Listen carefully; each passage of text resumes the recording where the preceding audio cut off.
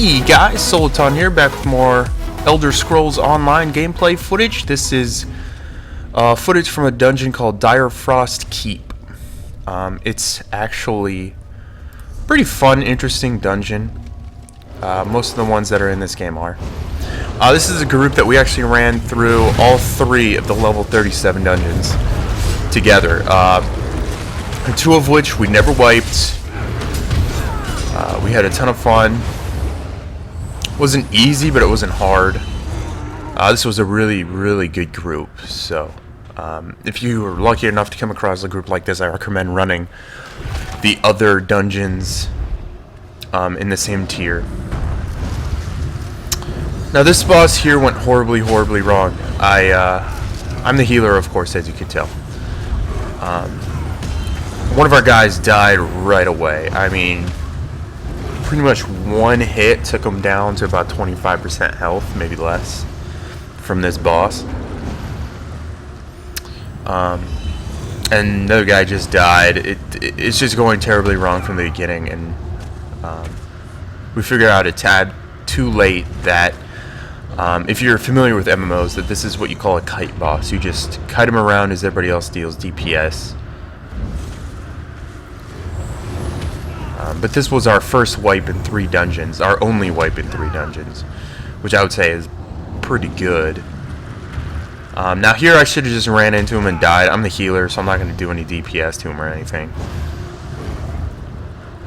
And it's kind of selfish and not very nice to my opponents, or not my opponents, my group mates when I do this. So if you're the healer and you're the last alive, just die. There's nothing you can do. You can't beat that boss. He's got 50% of his health. Okay, so our first wipe in 3 dungeons. Not too bad.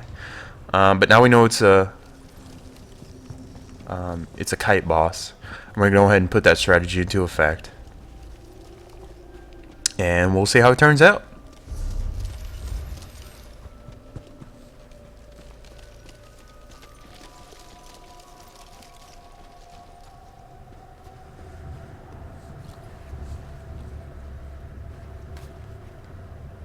This is usually what happens. You sit in front of a boss that you know is a boss, and you sit here and you strategize about how you think you have to take it down. Especially after a wipe, you really have to sit there and actually think about it.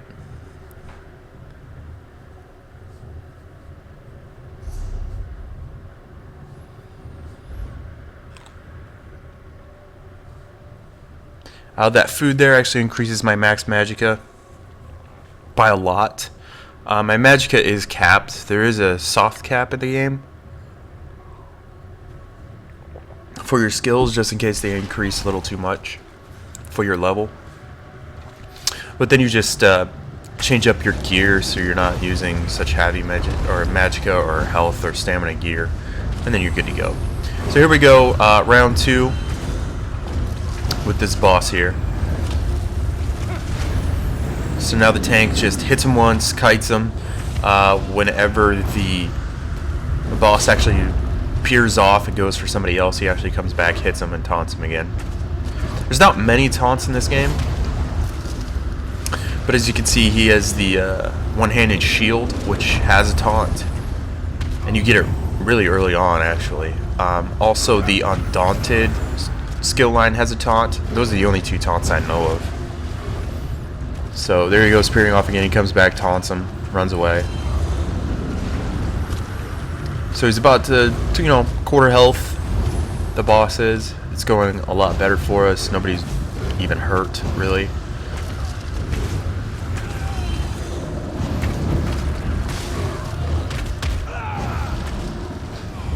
All right, and there he goes. He's down.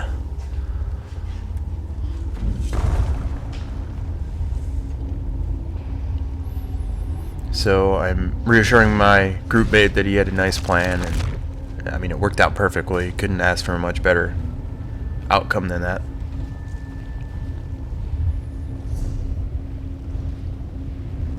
And after playing with a few Dragon Knights, I kind of really want to make a Dragon Knight. They have really cool abilities that I think help a lot.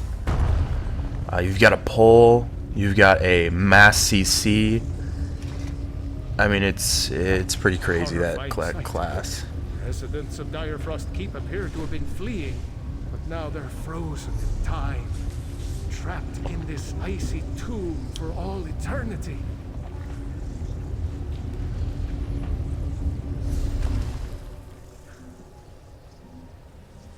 I need to charge my staff there. It's running a little bit low. And charging my healing staff there actually creates my heavy attack to do more healing. So there's a mass CC right there. Yeah, Dragon Knight's look pretty much. I think as soon as I get my main to at least veteran rank 2 or 3, then I'll start another character. And I think Dragon Knight looks like to be the winner.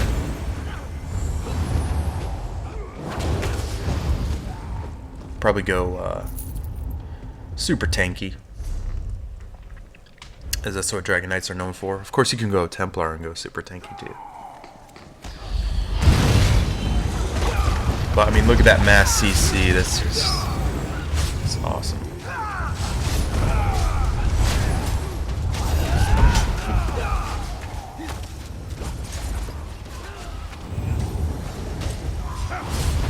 But the one specific role that's really hard to come by is actually tank.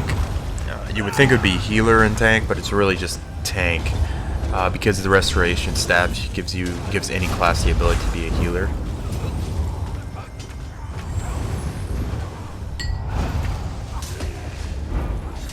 Of course, tanks can be any class too, but not many people really want to go with tank, especially if they pick a sorcerer. That's not really what they want to do.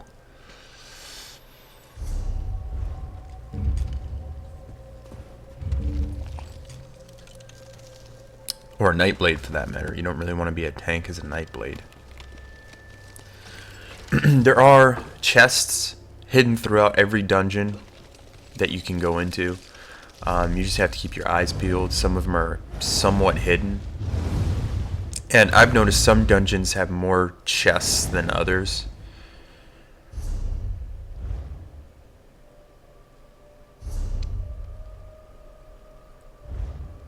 They're all going back because there's a lore book over here, and every dungeon has a lore book.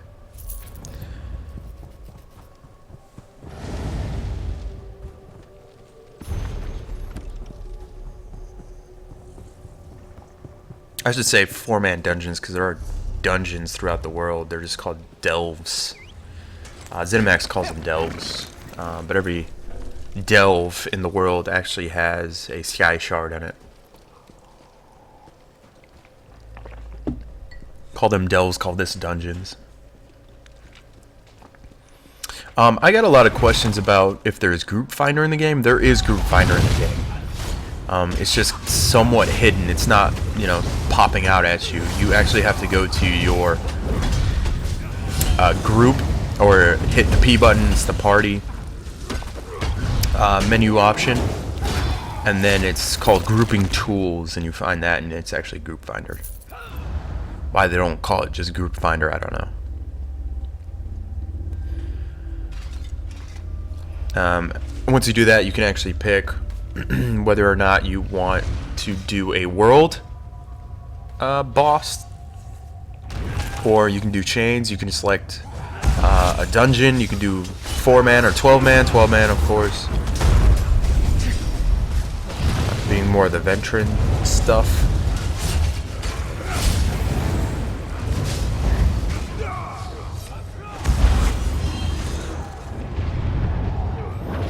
And some of the dungeons can actually be rerun as a veteran class dungeon.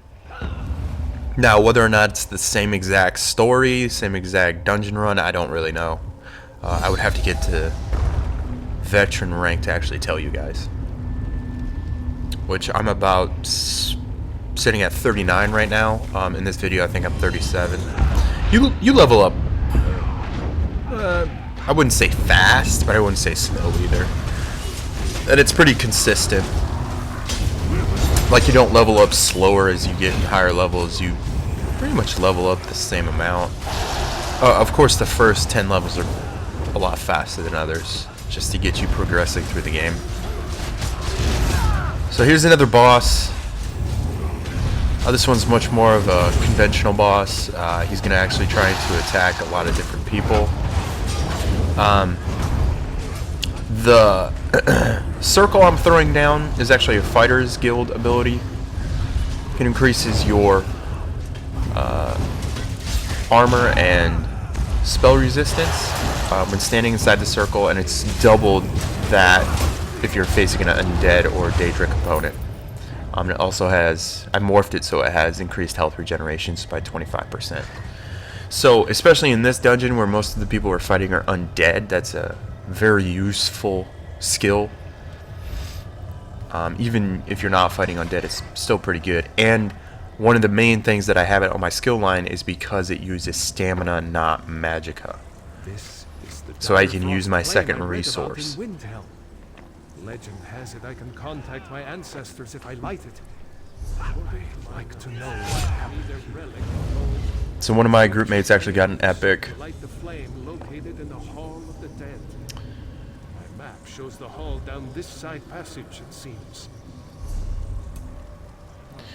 But like I was saying, having an ability that also goes for the role you're trying to go for. So let's say you have you're a stamina-based hero and you have a whole bunch of damage rolls that go with stamina. And then having one ability that actually uses magicka for damage is actually very useful because now you have two resource pools to play with. That's why I like that Fighter's Guild ability, where it throws that down for stamina cost and you have increased armor, spell resistance, and health regeneration. Now granted, it's a pretty small area and people actually have to know what it is because they have to stay in it. But if they do and they know what kind of opponents they're playing, like we know we're playing undead, we're fighting undead, then sitting in that circle actually increases your armor and spell resistance by a ton.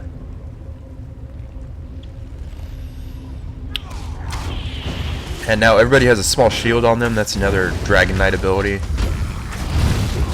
And there's some SCC Dragon Knight ability. I'm playing with two Dragon Knights. One's very tanky build, one's more of a DPS build.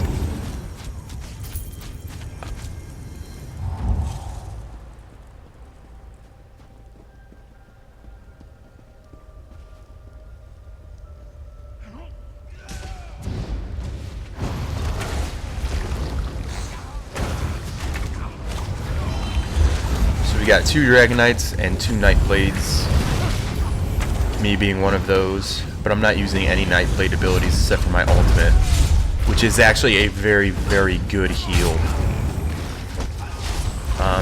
if you morph it the right way. You can actually morph it to be a very high DPS, or you can morph it to be a very high heal. I morphed it to be a high heal because I'm looking to make my DPS ultimate either the Soul Tree one, which I forget what it is, but it does massive amount of damage to a single target, which is mainly what I'm going to be building my PvP off of, is massive damage to a single target. Either that or the Mage's ability. Now, Mage's abilities have a lot more of an AoE, which is really good for PvE, but its ultimate is it brings down a meteor and, you know, smacks people in the face and knocks them down, so it's a little bit of CC and damage. Also, they have a Fire Rune ability, which actually has damage over time effect and a CC, depending on how you morph it. The only problem with mages is that the only way to actually progress and to build levels in the Mages Guild abilities is to actually use lore books. So see right there, I used my ultimate, healed him up extremely fast. I forget the stats on that ability, but it's a really, really good heal. You just have to be next to your group that you want to actually use it, but it will affect up to 3. It doesn't affect yourself, but it affects up to 3 of your group mates, which is fine for me. and most healers out there.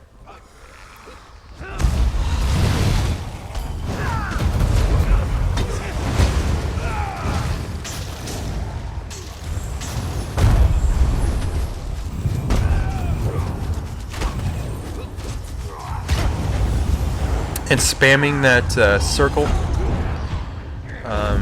the healing circle, actually does stack. So a lot of the other abilities don't really stack, but that one sure does.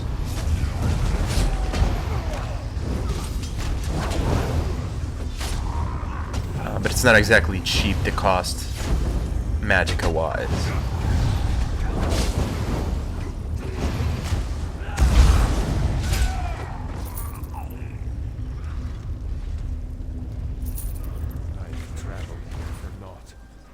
Gate to the crypt is locked, probably opened by the pair of pressure plates here. And me with no companion. Without the torch, I can't light the flame. Regrettable, but I'll return.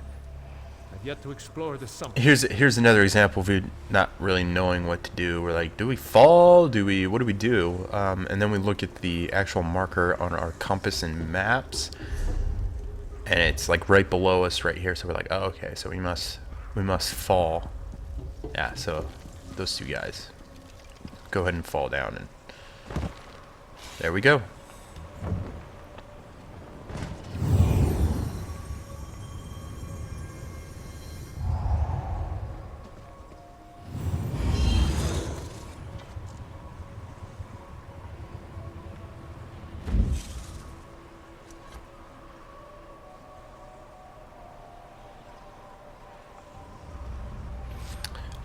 Like I was saying before, how you actually increase the mage's ability tree line is actually reading lore books. How you increase the Fighters Guild tree line is actually by fighting Undead and Daedric.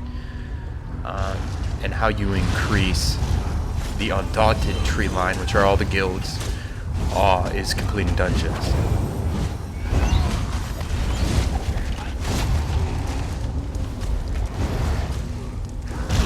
What's great about actually leveling up or putting points into the Fighters Guild ability is that it actually can affect undead, and undead being vampires in PvP. And let me tell you, there are becoming more and more and more vampires in PvP. Which is another reason they probably go Dragon Knight, because they do so much fire damage. And vampires do take 50% more fire damage.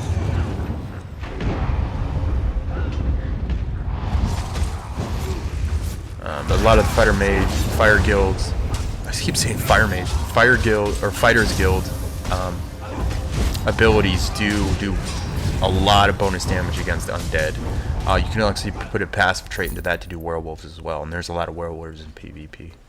And my guess is there's just gonna be more and more because, well, vampires anyway, because mist form is so good that a lot of people just want the mist form, because you're pretty much invulnerable while you're in it. And you have increased movement speed while in combat. And for anybody that knows PvP, those are very good things. Great things in PvP are, of course, CC and speed, and if you can get out of CC. Especially in this game where there's no cooldown on your abilities. So if you have a really good single target CC, you can just spam that 3 or 4 times and the guy's dead.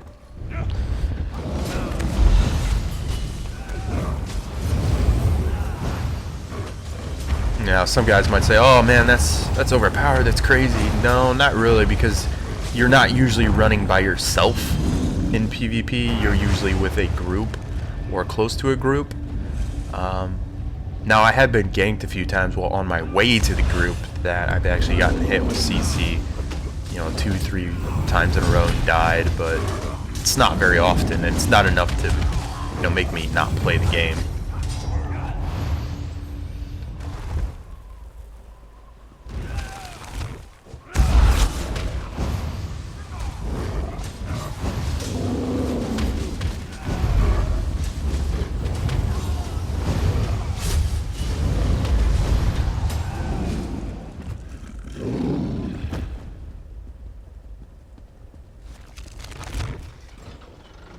Now, I also have noticed the higher the level of the dungeon, the longer the dungeon gets. The lower level ones, the first ones that you do, which are, you know, range between 12 to 17, I think the level you have to be, are really, really short compared to some of these longer dungeons. You could usually run those in, you know, 15, 20 minutes maybe, depending on your group, of course. Here, these dungeons are, you know, increasingly longer. There's more boss fights.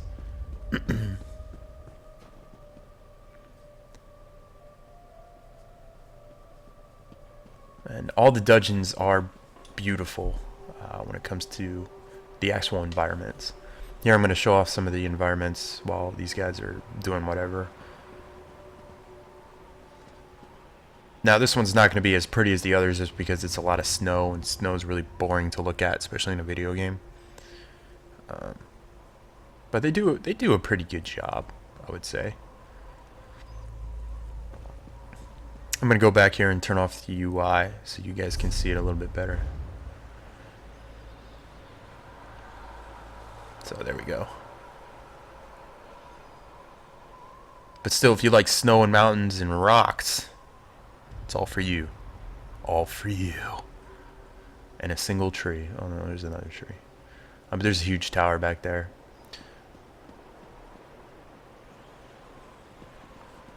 It's pretty cool.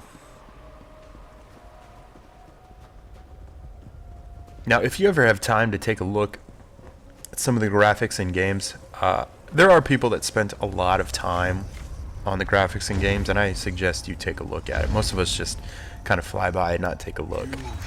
It also helps with the immersion in the game. You actually sit there and look at some of the art that people put into it. Here was really close. Almost died. Good thing he knocked me down to one of my heals. So there we go. Now, most of the heals in this game are pots, which are heals over time. There are a few nuke heals. I have one in my shield there that heals when it goes on, and then depending on the shield's strength, massively heals them at the end of the time on the shield. But that's my only nuke heal. Now I think the Templar class gets a lot more nuke heals than actual staffs.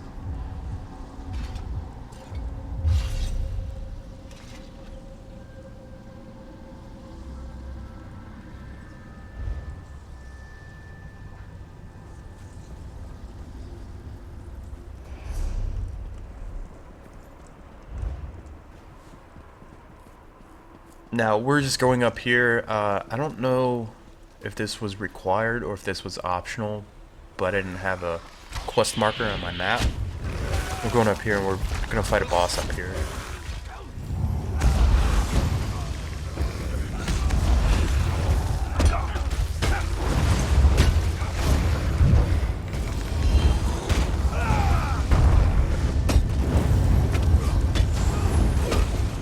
And I suggest doing every dungeon in your tier when you get them unlocked. Because of the fact that you get a skill point every time you finish one. And so there's 3 at tier 1, 3 at tier 2, 3, you know, so on and so forth. Especially at those lower levels, those 3 skill points are well worth it.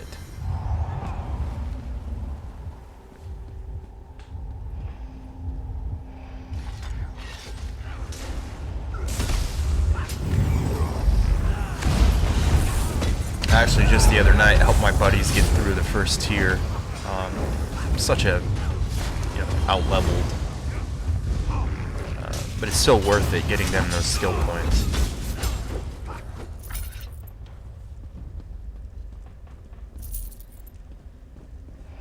I'm actually at the point where I can solo level 24 mans now. So my friends are, you know, 21 and 17 if I remember right. So, you know, soloing a level 20 dungeon for them is, you know, a piece of cake.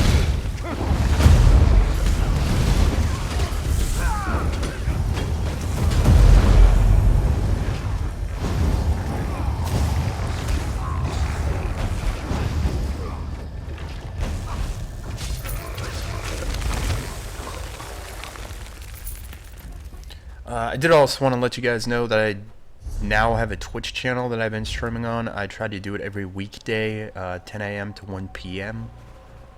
Sometimes it doesn't work out that way, of course, because life gets in the way. I am not a full-time, YouTuber or full-time Twitcher, so... Do you call them Twitchers or Twitch streamers? I don't know. Here's another boss, big ice guy.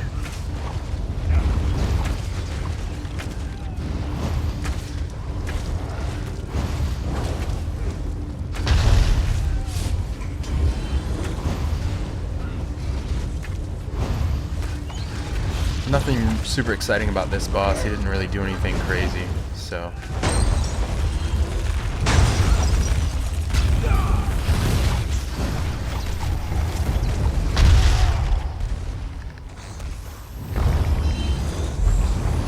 Few ads, nothing to be worried about. Super easy to kill.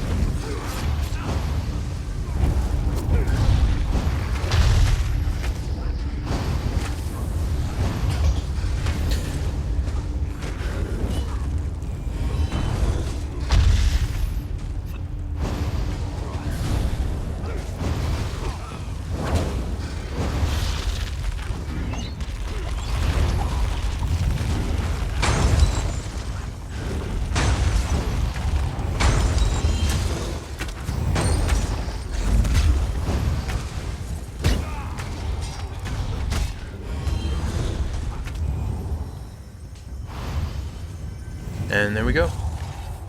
All that's left is the legs.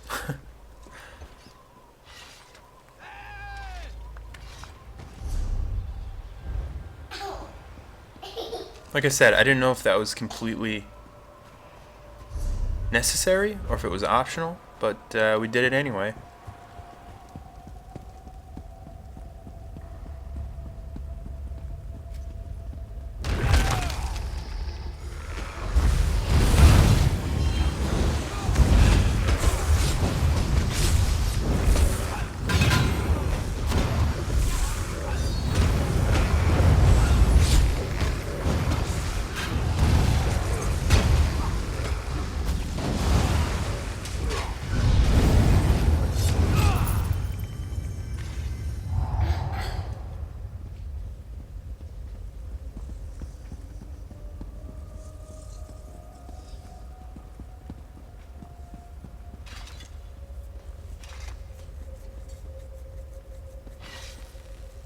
The transmute fog spell turned out more useful than I thought.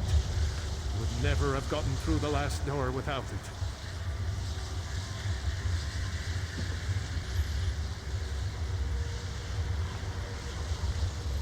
And here I was just admiring the reflection on the ice. They did a really good job with ice. Most games just make it like a, just like a big sphere of white with no real reflections in it. But they did a really good job with it. And those are dynamic reflections. It's pretty cool. So here's the final boss of the tower.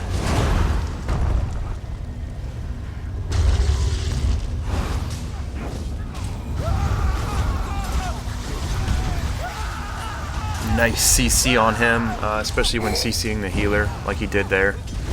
Now if he actually did damage while he did it, we might have been in a little bit of problems, but because he didn't, wasn't that hard.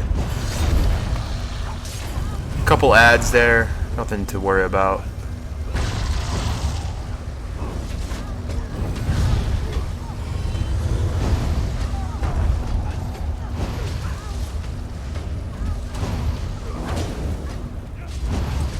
I was kind of disappointed with this boss fight. Actually, it wasn't hard. There was nothing really special going on. He didn't like stop in the middle of the fight and go do something to make himself a little bit more powerful.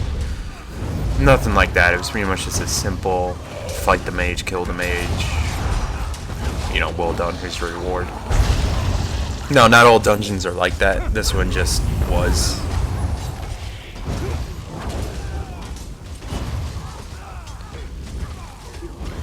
So there we go. It's frosty. By the 8th, it's cold. You've saved And now you see there's that one skill point that you get. With Rada, Before she I'm cast getting a me light loose, armor robe, but I her already have a family better has one. caused So. her and many of her kind much grief. Feel free to return. Not exact. And there we go. And this actual environment on the top of the tower is really cool. It's really nice looking. They did a really good job with it. You won't really notice it while you're fighting, but even those stones on the ground have different symbols on them. You got like an archway there that kind of looks like Stonehenge a little bit. Alrighty guys, well that's about it, and I'll see you guys next time.